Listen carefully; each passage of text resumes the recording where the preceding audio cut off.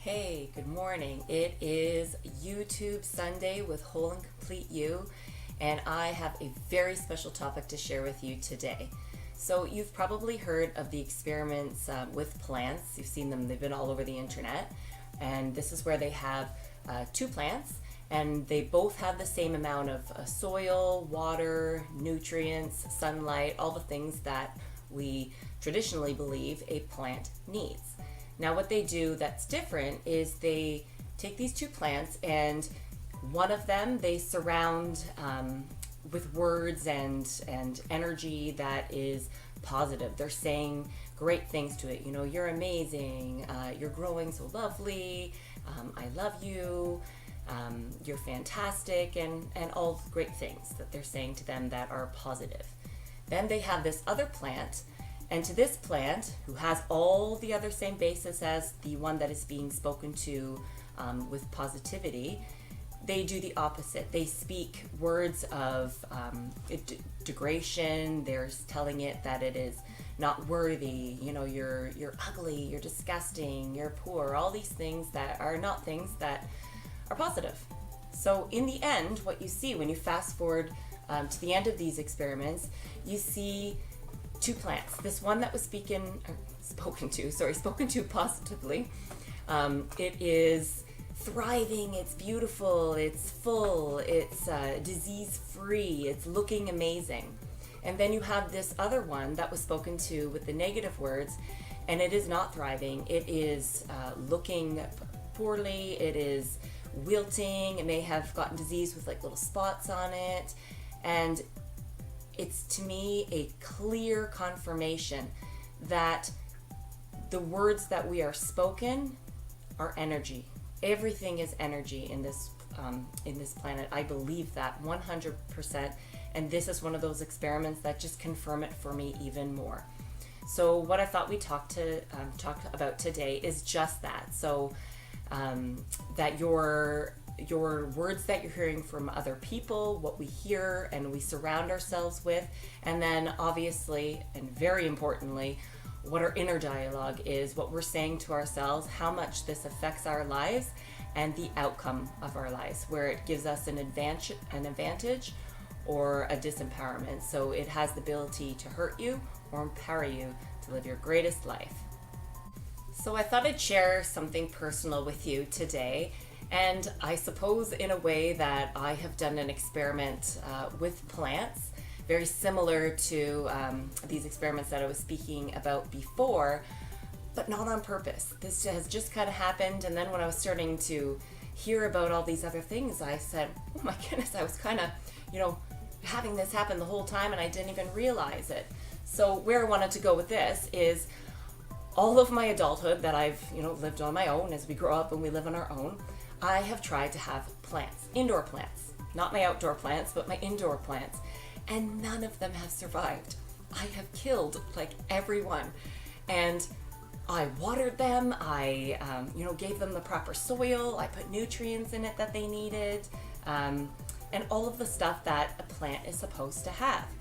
And here is my view on why I feel that it hasn't worked. And you're gonna see why, and I think you're gonna jump on board and see that is exactly why I haven't been able to keep plants alive in my home until now. I have very exciting, an update of that I can keep plants alive now, and this is why. So I'm gonna backtrack all the way to when I was in relationships where they were not healthy for me. So they were people who did not speak kindly to me. They were not people who encouraged me. They were not people who made me feel good about myself for many, many reasons that we don't have to get into. The bottom line is I did not feel good, and these people did not have nice things to say to me.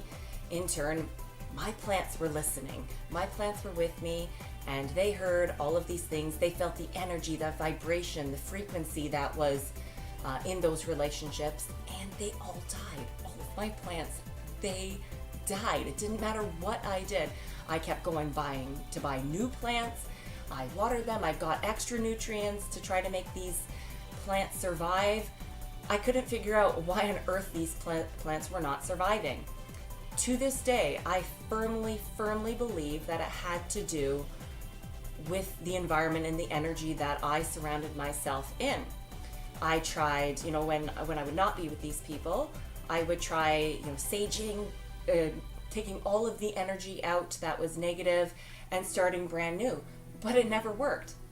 And then I fast forwarded to, relationships past, and now to where I am single, and my plants are still not surviving. They weren't surviving.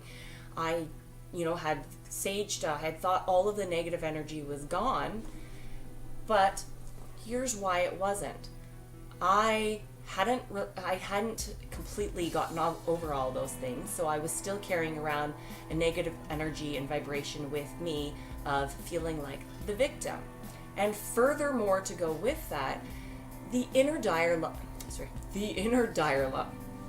Okay, this is a word that I apparently am having trouble saying, but I do not cut out my videos because I want you to see me raw and real. So let me try that one again. I am trying to say my inner dialogue was not good.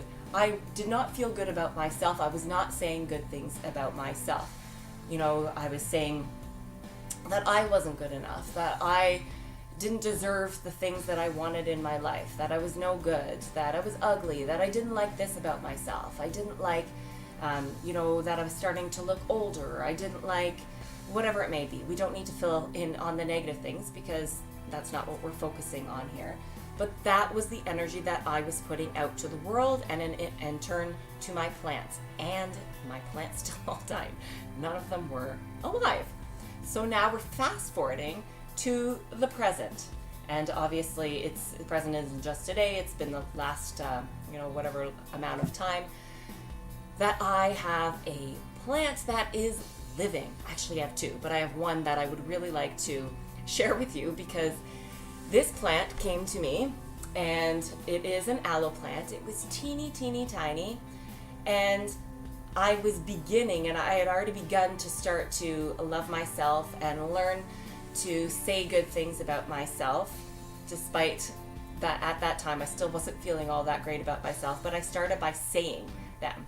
And then slowly in turn, I started to feel them, and the energy and the frequency in my home changed. I noticed it with even just the way my kids were and how I felt, and just the air in here. It felt different. Everything felt different.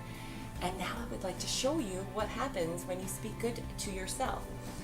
Sorry. So this is my aloe plant. This thing came to me, and it was literally, I don't know if you can see the separation here, but this one here is literally how it started, except in the middle, obviously. Ow, it just poked me in the chin.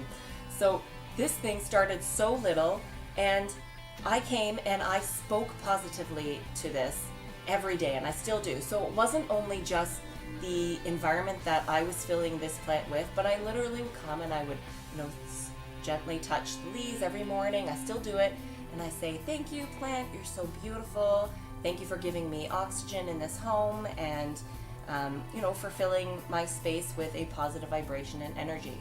And this is the result. When you speak kindly to yourself and you surround yourself with positive energy, I don't let negative energy in this home at all. The people who are not people that speak kindly to me and encourage me to be my best self, I don't allow in my home.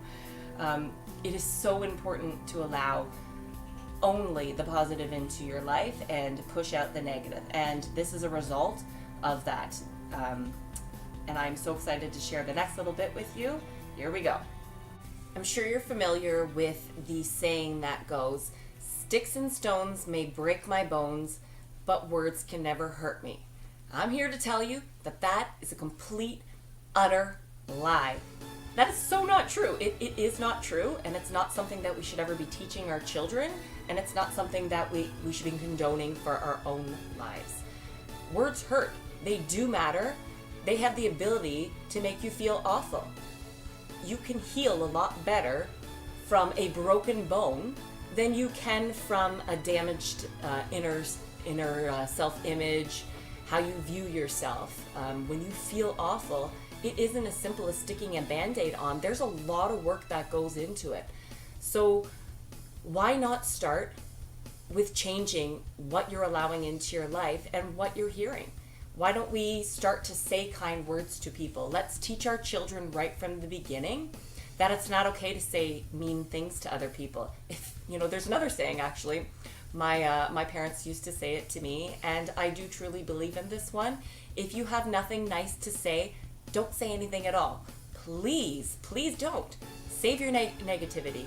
I'm not suggesting that you aren't going to remain your true self and say what you're thinking and feeling, because you should. But why do it at the cost of another in the way you deliver it? Your delivery of what you have to say is of the utmost importance when you're giving something to the world. If you're going to go to somebody and let's say they have an idea, and in your head you think, ooh, that idea, that sucks, that's horrible. Don't go and say that to them. How about turn it around a little bit to help them feel better and to maybe push them to think of things in a different way? Or, you know what, maybe you have to accept that that's where they are and that's what they're thinking. So perhaps you could go and you could say to this person, I liked this part of your idea. If there was truly something you thought that was good about them, have you ever thought of doing it from this angle or whatever it may be? But think of good things to say to people and how you deliver it. It is so very important. What you surround yourself in becomes your inner there's that dialogue word again. Apparently I can't say that one. Dialogue is the word I'm trying to say again. So if you, as a child, surround a child with words of, you're no good, you're not worth anything, that was a terrible picture, what is this supposed to be, what have you built, you're not trying hard enough, your work sucks, you need to get straight A's, no B's no good, whatever it may be. If you are filling your child's head with that, you are creating an adult that is going to suffer from low self-esteem and not feel good enough and not be able to put out their best to the world. That is an awful way to start life. Why don't we start from the very beginning, encouraging and saying positive things to our children? And the results will be dramatic. We will have generations of people who feel good enough to follow their passions, do what they please, and be good to other people in turn. When you feel good about yourself, that is also what you give back to the world. I feel like I hear so many things saying, stop filling children's heads with positivity and saying, oh, good job, yeah, you did great. And yes, it is important to say when someone's not doing something right. It is, again, boils down to the delivery. How do we say it with a positive twist that still leaves someone feeling good about themselves and feeling whole and complete? Let's stop tearing people down and let's start building them up. This also goes heavily into our adulthood. So when we are children, we are hearing it from our parents, our teachers, our peers. When we move into adulthood, we're hearing it from the relationships that we have, from relationships that could be friendships, relationships that would be our intimate relationships, our children when we have children, and the people in the grocery stores that we're surrounding ourselves in, and from our bosses or our employees if you are the boss. We are still fully engaged in that world, and what we surround ourselves then matters. If you are in a relationship and someone is constantly telling you and putting you down, saying you're no good, you don't do this right, or they are a narcissist and they're always turning everything around and twisting your words around, and you are left questioning yourself, that is exactly what happens, is you begin to question everything. You don't feel good about yourself, you start to doubt everything, and you don't go after your true passion. And that is a shame. You are here to do that. That is one of your life purposes, is to live your passion, to find your true self and be authentic and raw and real. So I have your daily challenge, and I'm super excited about this one because I think this is really going to set a lot of people on the right path, get you started. So my challenge for you today is to think of 5 things that you like about yourself. 5 things, that's it. Sometimes, it's going to be difficult for you to begin this, and you're going to think, good Lord, I can't even think of 1 thing. How am I supposed to think of 5? But here's what I did when I started my journey. So it was very difficult for me to think of positive things to say about myself, especially when it came to the outer stuff. So where I started is I started inside. Inside is what counts the most anyhow. This is literally just your vehicle for while you're here on earth. This is the vehicle to your soul. So, if you want to focus on some physical things later, go nuts. But let's start with our inner self, our true important inner self, who our soul is, what really matters. So I thought of one thing. I started with one thing. And even if in my head, I was like, is that true? Is it not? I wanted it to be, and that's what I wrote down. So I wrote it down and I said, you know what? I'm going to fake it till I make it. And that is a saying that we hear often. So start there. And slowly what will end up happening, and what happened for me, is I started to believe it. So I started with little things. It could be something like, I really like that I'm kind to other people. There's a great thing. Who wouldn't want to have that on things that they like about themselves? Focus on what really matters. So that is your challenge today. You can write it down privately and keep it private. Rip up the piece of paper, throw it in the garbage if you just want to do it and have nobody else look. You can share it with me. I would love to hear about it. Or you can go even further. You can write these 5 things down and surround yourself with it. Put it on your mirror for when you're getting ready in the morning. Maybe have it on your bedside table. So when you wake up, that is the first thing you see. 5 great things about yourself. You are amazing. You are enough. You are beautiful inside and out. It doesn't matter what anybody else says, what anybody else thinks. All that matters is that you believe that. You are not being cocky. You are not being self-absorbed. This is a really important step in your journey to really view yourself as whole and complete and enough. You are enough, and please, please believe that. So I'm so excited for you to get started on your journey of writing your 5 things down. So it's my time to share with you 5 things that I like about myself. As I've always promised that I would participate in the daily challenge. And sometimes it gives you a little bit of inspiration or pushes you to say, I kind of think that about myself too, or it might take you in a different direction if it resonates with you in any way. So the 5 things that I'm going to choose for today that I like about myself are, number 1, that I am kind, caring, and a loving person. Number 2, I am a good mom. Number 3, I am patient and I'm very understanding with people. Number 4, I practice self-care, and I think that's a super important thing. That was something I didn't do for a long time, so it's a very, very exciting thing for me to be able to write now.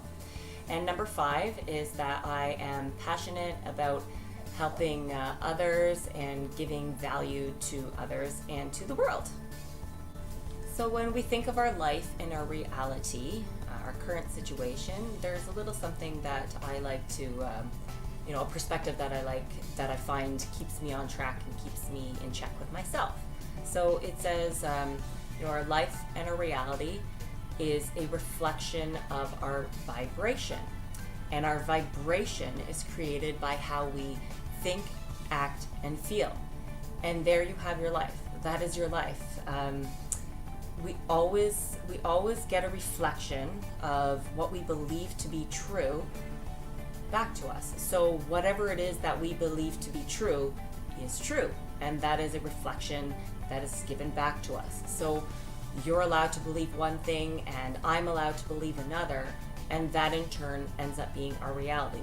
That's the whole saying, whatever we believe to be true is true.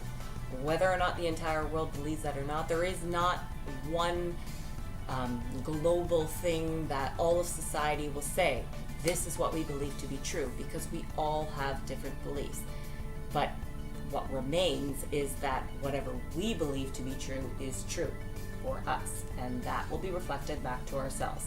So what are you doing to nourish yourself? What are you putting into your life? What are you surrounding yourself in to create that reality, to help you with your vibration and your frequency, and to change how you're thinking, acting, and feeling. We know from a metaphorical point of view that plants need sun, soil, nutrients in its environment to grow, to be to continue to grow. We now know that it also needs kind things being said to it and a good energy. But what are you doing with that in your own life? Are you balancing all of that? This saying, when you think of a plant, we are very much like a plant. All of those things need to exist to create balance in our life. And there isn't, just like a plant, there isn't one general thing that you say, this is what you need to do to have the greatest life ever. And if you follow this, you will have the best life. You will be living to your true self. Because that also isn't true even for our plants. When you get a plant, there's always those special instructions that come with it to say, this is how much sunlight they need, this is how much water they need, this is how often you need to put the nutrients in, and so on. That is the same for ourselves. We are all unique beings, and we all have a different instruction that we are needing to have in our life. And the neat part about that is one of our journey purposes as well. One of our life purposes is to find out what our special instructions are. What do you need in your life to make sure that you are having a good life, that you are going to have all the things that you need that make you feel whole, that are part of your soul. And that's what you need to find out. What do you need for that balance? If you'd like to talk more about this, I'd love to hear from you and help you go on that journey to finding your greatest life and living your authentic, raw, real self. Remember, the day that you plant the seed is not the day that you reap the benefits. When you plant your seed, it takes whatever amount of days it says on your package for it to sprout, and then for it to obviously grow and mature to its full term before you can reap the benefits. So remember, this is true for your life as well. Today, when you do your 5 things that you like about yourself, isn't the day necessarily that you're going to 100% believe it and be able to see all the benefits in your life. But that day is coming. Be patient, be calm, clear your mind, and that day is coming. I promise you, you are going to be able to learn to love yourself, and you're going to be able to have your greatest life possible. If you like this video, please like it, and you can subscribe to my channel so that you're sure not to miss any valuable information to help you live your greatest life. And if you hit the bell notifications, it'll make sure that you're notified about each one. It is Sunday, and it is time for me to go spend some time with my children. We dedicate our Sundays to family time. We're very, very busy throughout the week, and Saturdays generally tend to be running about, having our things that we have to do. So Sundays is our dedicated family Sundays. Take that time to make for your loved ones and your friends, to be able to spend time with them, give them love and kindness, and openly receive it back. You get what you give, and you give what you get. You can follow me on Instagram or Facebook for daily inspiration and support to living your true self, being authentic, raw, and real, and living your greatest life. This is Pamela with Whole and Complete You, sending you lots of extra peace and loving and kind energy. And today I'm sending you extra strength for self-love as you make your list today. You can probably sense here that I'm kind of in a little bit of a giggling mode here because my daughter keeps coming down as I've tried to do this particular frame. Like, I think I'm on take number 6, and this is the last one I'm doing. So if you hear her in the background or you come in, she comes down, I am not pausing it. Please remember to laugh every day. Life is meant to be enjoyed. It's meant to be fun. It is supposed to be a great life. You are here to enjoy yourself. Instead of me getting upset with her coming down and, going, I am finding the humor in it. It was very cute. She kept coming down and she found herself in the screen and she's going, la la la, and, being silly. Laugh at it. Why get mad? Let's find the humor every day. Please remember to find something to smile about and laugh about every day. I am sending you lots of this energy, and now I'm going to send you an extra little bit of joy and laughter for you. I hope you have a wonderful and beautiful, blessed day. Much love to you. Today, for my food talk, I have brought it with me, and I am telling you to go grab this superfood and get a scoop of your moringa leaf powder. This stuff is amazing. You can pop it into your morning shake and fuel yourself right for the day internally as well. It is full of 46 antioxidants, 92 nutrients, 36 anti-inflammatory compounds, and over 20 amino acids. This should leave you saying, wow. It can help lower your blood sugar levels, your cholesterol, lowering it as well, and it protects you against arsenic toxicity. This stuff is amazing. Please go find this and pop it into your shake. Have a great day. See you later.